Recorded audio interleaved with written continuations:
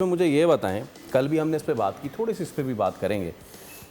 या तो इस्लामाबाद की फ्रेंचाइज ने साहबजादा फरहान में वो छुपा हुआ विकेट कीपिंग टैलेंट नहीं देखा, या फिर हमारी नेशनल साइड ने साहबजादा फरहान में वो छुपा हुआ विकेट कीपर वाला टैलेंट भी देख लिया है जो उनको as a wicket keeper this is ये सिर्फ रिजवान को टीम में ना सेलेक्ट करने के लिए ये कहानी हुई है। ठीक है, देखिए मैं साहबजादा फरहान को बहुत अरसे से देख रहा हूँ डोमेस्टिक क्रिकेट में।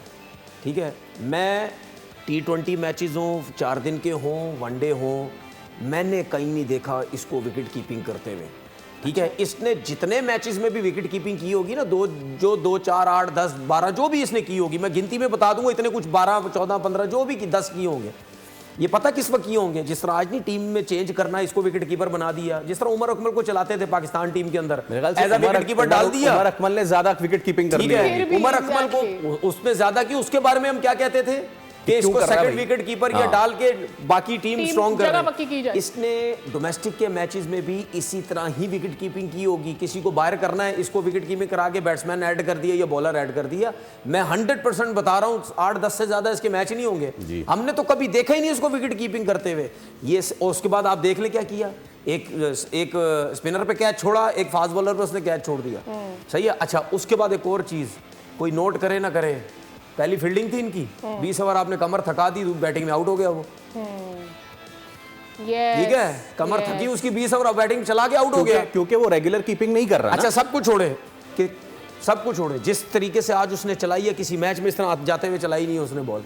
हाँ जी, सेंसिबल खेला है। 1-2 ओवर वो इंटरव्यू दे चुका है डोमेस्टिक क्रिकेट में कि जब उससे बैटिंग नहीं हुई थी, मुझसे आप कीपिंग करवा रहे हैं तो मुझसे बैटिंग नहीं होती कीपिंग, ये वो कह चुका है। ये उसके ख्यालात हैं जो आज कमेंट्री में जिक्र भी हुआ है। भाई आप उससे 20 ओवर फील्डिंग करवा रहे हैं, आप डाइवे लगवा रहे हैं उससे कीपिंग में, तो जो क्या करेगा? और फवाद भाई, wicket keeping is a full time job, it's not जो रेगुलर नहीं करता उसमें उसको पता, मतलब तो आपने अपना ही नुकसान किया। आपका माइंड टू मसल कनेक्शन वो नहीं है, आपकी ग्लव्स आई कोऑर्डिनेशन वो नहीं है। ये दूसरी बात, ये आपका माइंड उतना ऑक्यूपाइड रहने का आदी नहीं है। ये किसके होते हुए हुआ है? माइक हैसन के होते हुए। ये आपका नया हेड कोच आया है। आपके हैदर अली को आपने पूरा सीज़न ख़राब किया। वो चैंपियंस कप में ऊपर खेल के परफॉर्म कर रहा था, कभी आप उसे 8 नंबर भेजते थे, कभी 6 नंबर भेजते थे, कभी खिलाते नहीं थे। आपने पूरे टूर्नामेंट में शुगर लगाया है, पहले 5 भी जीते, उसके बाद जी उसको निकालो, इसको खिलाओ, उसको करो। वो वाली टीम लग रही थी, वो जो डिस्ट्रिक्ट की टीम होती है ना, हर बंदे को खिला दो। संगाकारा हो गया, मैं एक मिसाल दे रहा हूँ। वो तो पास भी नहीं लगते कहीं।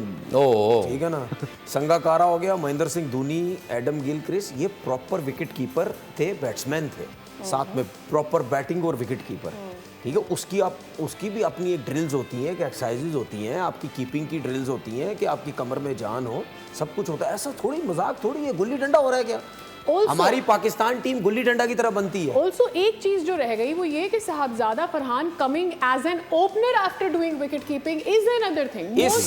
मतलब इस मैच के अंदर एक प्लेयर और नजर आया मुझे जी, जानदाद खान। कहाँ है?